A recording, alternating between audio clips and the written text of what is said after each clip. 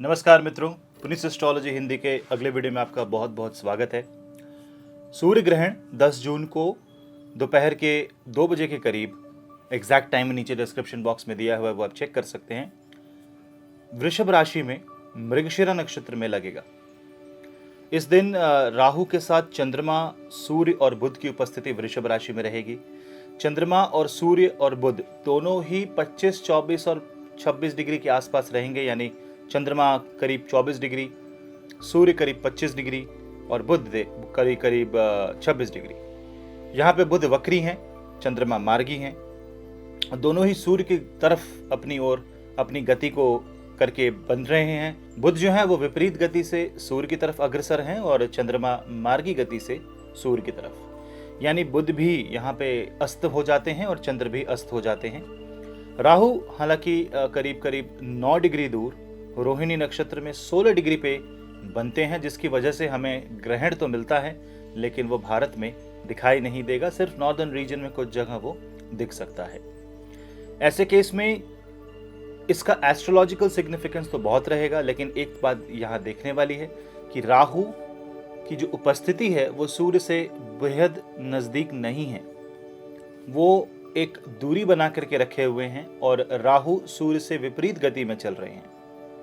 तो यहाँ की ये जो ग्रहण है 10 जून का, ये हमारी आत्मा को छुएगा, क्योंकि सूर्य, चंद्र और बुध यानी आत्मा, मन और चित्त, बुद्धि, कॉन्शियसनेस, सब का सब यहाँ पे सब के सब एक साथ इम्पैक्ट होते हैं। और राहु की उपस्थिति एक आउट ऑफ द बॉक्स, विपरीत या पराशक्ति, परा अध्ययन, परा विज्ञान, परा विद्या, इस चीज को इस तरफ इंगित करती है।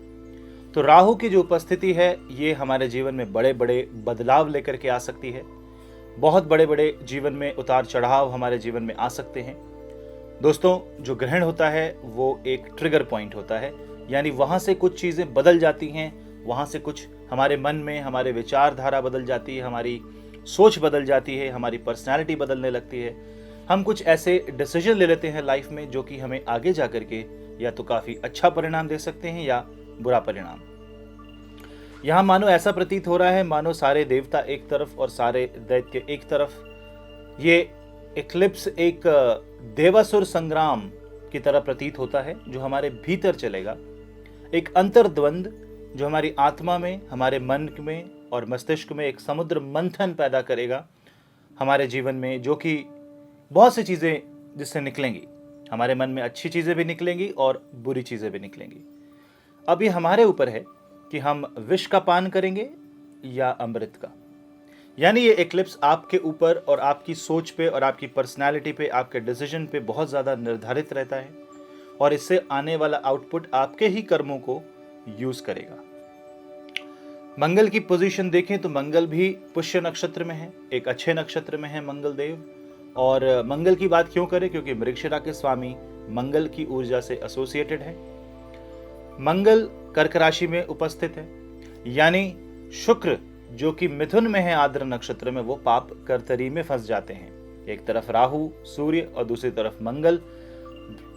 शुक्र यहाँ इंपॉर्टेंट क्यों है, क्योंकि शुक्र के साथ अगर आप ध्यान दें तो शुक्र के राशि में ग्रहण लग रहा है और शुक्र और बुध में एक परिवर्तन योग भी है। इन दोनों में एक आपसी परिवर्तन योग है शुक्र और बुध का, यानी शुक्र देव जो हैं वो मिथुन राशि में हैं, बुध की राशि में, और बुध जो है वो शुक्र की राशि वृषभ राशि में उपस्थित हैं। तो यहाँ पे मन, बुद्धि, चित्त, आनंद, ज्ञान, वेग, ऊर्जा, इन सब का एक सामंजस्य प्राप्त होता है हमें। यही नहीं, जहाँ जिस राशि में ग्रहण लग रहा है वहाँ से दशम बृहस्पति सतभिषा नक्षत्र में एक बहुत ही सुखद स्थिति में उपस्थित रहेंगे। बृहस्पति की दृष्टि शुक्र पे पड़ती है, जिससे शुक्र को काफ़ी रिलीफ भी मिलता है। और शनिदेव वक्री हैं 9th हाउस में, यानी हमें ये एक धर्म युद्ध समझ लें, ये एक आंतरिक युद्ध समझ लें। और शनि कर्म है, तो कर्म के बदलाव का समय आ गया है। ये एक्लिप्स आपके अप्रोच, ये ग्रहण आपके अप्रोच को बदलेगा और आपको एक नई उमंग, नया साहस, नया उत्साह देगा और आपके सामने कुछ कठिनाई भी ला करके रखेगा। लेकिन आपसे ये पूछेंगे, ग्रह आपसे ये पूछेंगे कि आप अच्छाई को चुनते हैं या बुराई को, आप किस कर्म को चुनते हैं, आपका डिसीजन क्या है। सब कुछ उस पे निर्धारित है यहाँ पे मित्रों। यहाँ पे और थोड़ी अगर बात देखें तो केतु की उपस्थिति अनुराधा नक्षत्र में बनती है, जो कि स्वयं अपने आप में एक बहुत ही आध्यात्मिक प्लेसमेंट है प्लैनेट की। तो ये इक्लिप्स एनर्जी आध्यात्म से भरी है। जितने भी लोग आध्यात्म की ऊर्जा से जुड़े हुए हैं उनमें एक नया प्रवाह दिखाई देगा, एक नई ऊर्जा दिखाई देगी। वो अपने अंदर अपने आप से ज़्यादा कांटेक्ट कर सकते हैं। ये इक्लिप्स आपको कोई नया काम शुरू करने से पहले पुराने कामों को कंप्लीट करना चाहिए। अपने पुराने कर्मों को कंप्लीट करके ही नया काम शुरू करें। ऊर्जा का नियंत्रण रखने के लिए ध्यान जरूर करें और हनुमान जी की उपासना करें। यहाँ पे आप ग्रहण से जुड़े दान भी कर सकते हैं और सूर्य के गायत्री मंत्र या आदित्य हृदय स्तोत्र का भी आप जाप कर सकते हैं। मानसिक अशांति थोड़ी बनेगी क्योंकि कॉन्फिडेंस में थोड़ी कमी आती है। जब भी सूर्य का ग्रहण लगता है तो ग्रहण के बाद सूर्य एक नई पावर से बाहर निकलते हैं, तो सूर्य की पावर एक तरीके से एम्पलीफाई होती है। ग्रहण जो है वो एक खगोलीय घटना है, हर साल होता है, लेकिन इस बार सूर्य का जो ग्रहण है उसमें एक बहुत ही अनोखी बात ऐसी है कि जैसे कि मैंने पहले कहा, चंद्र और बुध का मिलन। तो यहाँ पे आत्मा के बेहद ही बहुत ही नजदीक जो मन और मस्तिष्क आ गए हैं, इसी से इस इक्लिप्स को मैं नाम दूंगा सोल रीअलाइनिंग इक्लिप्स, यानी आत्मा को एक सही दिशा प्रदान करने वाला ग्रहण। ग्रहण दोस्तों हमेशा खराब नहीं होता। ग्रहण की बहुत सी परिभाषा होती है, ग्रहण के बहुत सारे तथ्य होते हैं, बहुत भेद हैं इसमें। ग्रहण हमारे जीवन में बड़े बड़े बदलाव लेकर के आते हैं। ये एक सकारात्मक ऊर्जा की ओर एक और कदम हम बढ़ा रहे हैं इस ग्रहण में। तो इस ग्रहण में क्योंकि कोई सूतक नहीं लगता तो कोई रेस्ट्रिक्शंस नहीं है, लेकिन इस दिन किया जाने वाला जाप बहुत ज़्यादा फलदायक होता है।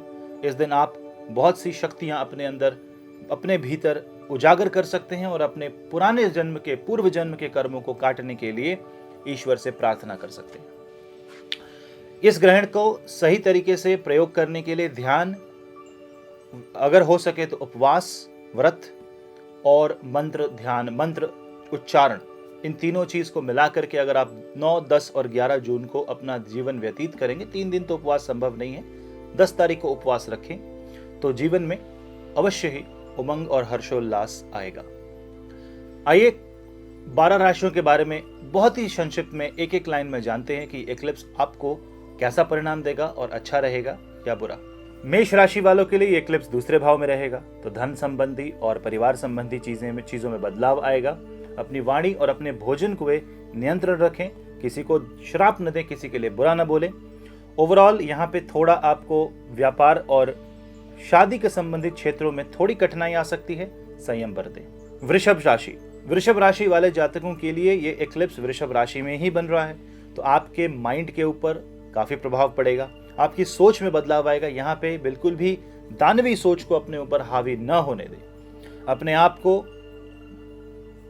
आध्यात्मिक जगत की ओर अग्रसर करते हुए असतो मां सद्गमय, तमसो मां ज्योतिर्गमय, मृत्युर्मा अमृतम गमय, ओम शांति ही शांति ही शांति, इस का पाठ करते हुए 10 जून को आप व्यतीत करें। 9, 10, 11 और कुछ दिनों तक अगर मानसिक विचलित हैं आप, तो कोई भी बड़ा डिसीजन न लें।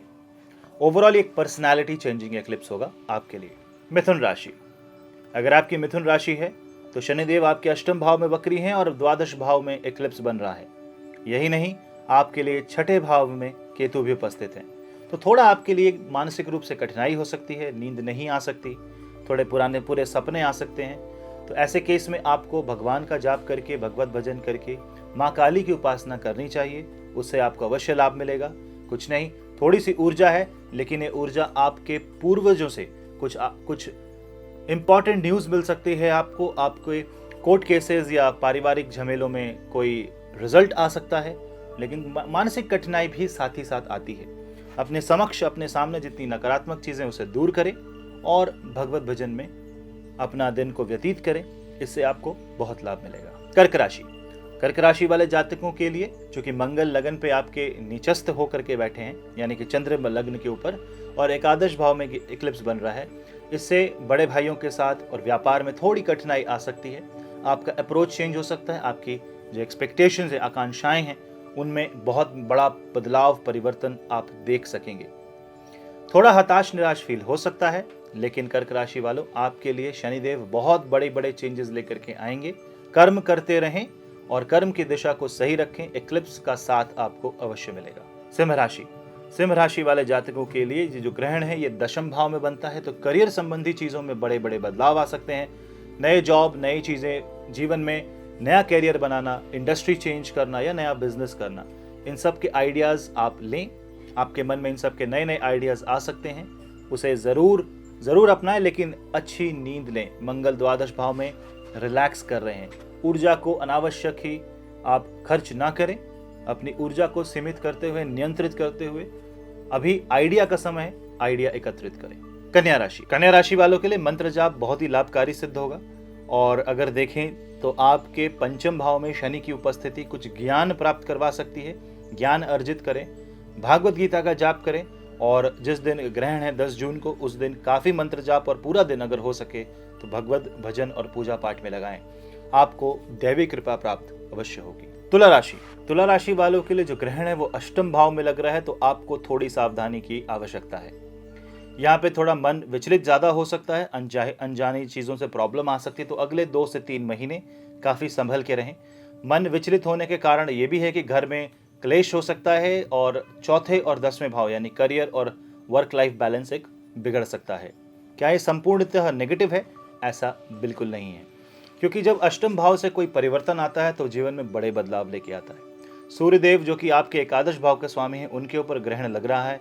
इसका मतलब आपकी एक्सपेक्टेशन पूरी होंगी और अचानक से होंगी, और आपको बिल्कुल भी ऐसी, कहते हैं ना कि एक भगवान देता है, ईश्वर देता है तो छप्पर फाड़ के देता है, वो वाला हिसाब आपके साथ है। शुरुआत में आपको कठिनाई या नकारात्मक लग सकता है, लेकिन वो आपका एक टेस्ट होगा। आपके लिए ये एक्लिप्स अगला 3-4 महीने एग्जामिनेशन की तरह रहेंगे। एग्जाम पास करें, आप अवश्य ही उत्तीर्ण होंगे और आपको लाभ प्राप्त अवश्य होगा।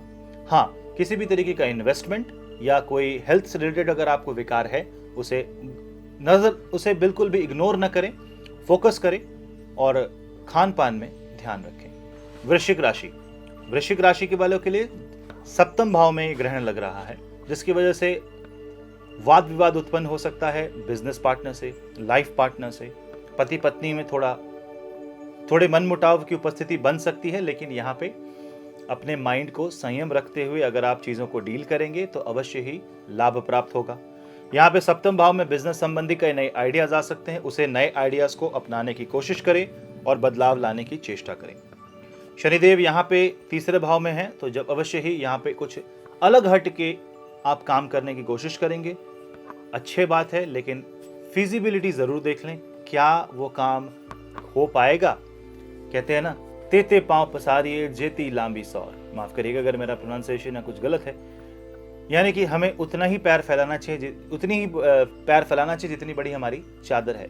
यानी कि आपको थोड़ा इनोवेशन करना, आउट ऑफ द बॉक्स जाना बुरा नहीं है, लेकिन अपनी सीमा के भीतर रह करके सीमा का विस्तार करें। इसी तरह के कैलकुलेटेड कर्म से आपको लाभ प्राप्त होगा। धनु राशि, धनु राशि वाले जातकों के लिए छठे भाव में जो एक्लिप्स है वो प्रारब्ध कर्म को खत्म करने के लिए आतुर है। प्रारब्ध कर्म खत्म होगा और आपको पता चलेगा कि आपके ऊपर कौन से कर्मों का प्रभाव ज्यादा है, किन चीजों का कर्ज है, कौन सा दंड है आपके ऊपर, कौन सी बाधा है, ये सारी चीजें क्लैरिटी में आ जाएंगी। हाँ, अपनी बातों से कोई शत्रु ना बनाए, शत्रु से बेकार में कोई झगड़ा ना करे, बेकार में कोई युद्ध क्रिएट ना कर लें।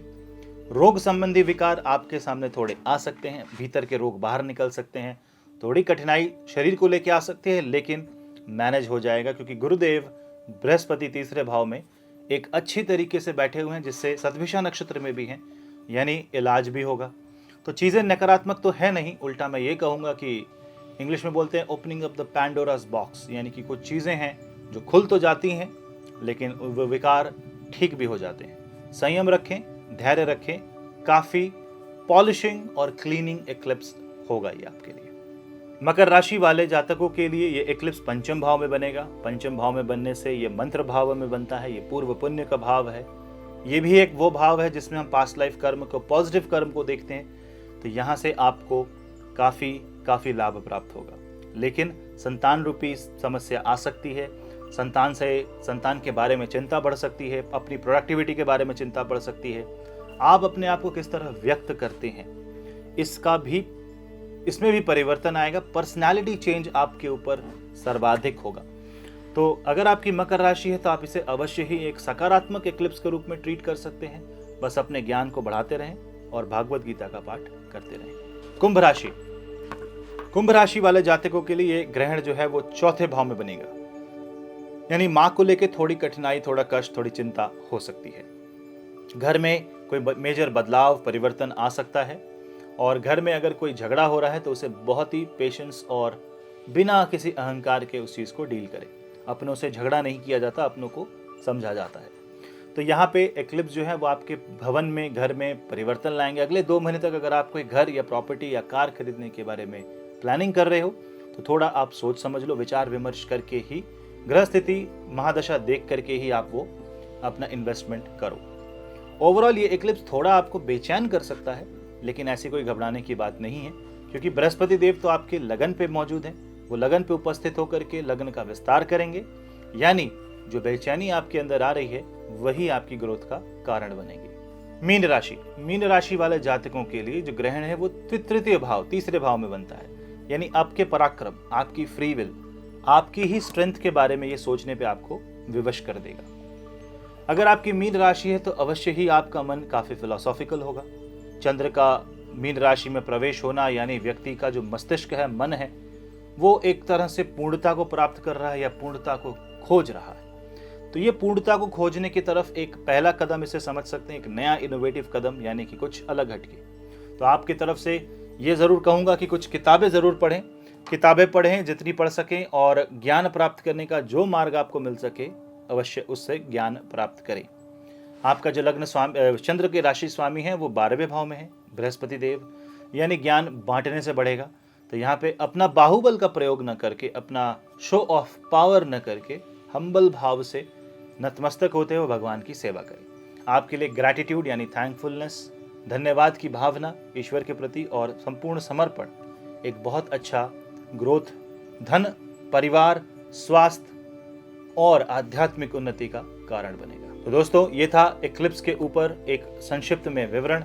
उम्मीद करता हूँ आपको ये विवरण अच्छा लगा होगा। अगर हाँ तो इस वीडियो को लाइक जरूर करें, शेयर करें इस वीडियो को दोस्तों के और परिवार के साथ, ताकि ज्योतिष की जो बातें हैं वो दुनिया तक पहुंच सके। तो मिलता हूं मैं आपसे अगले ऐसे ही बहुत सारे वीडियोस में।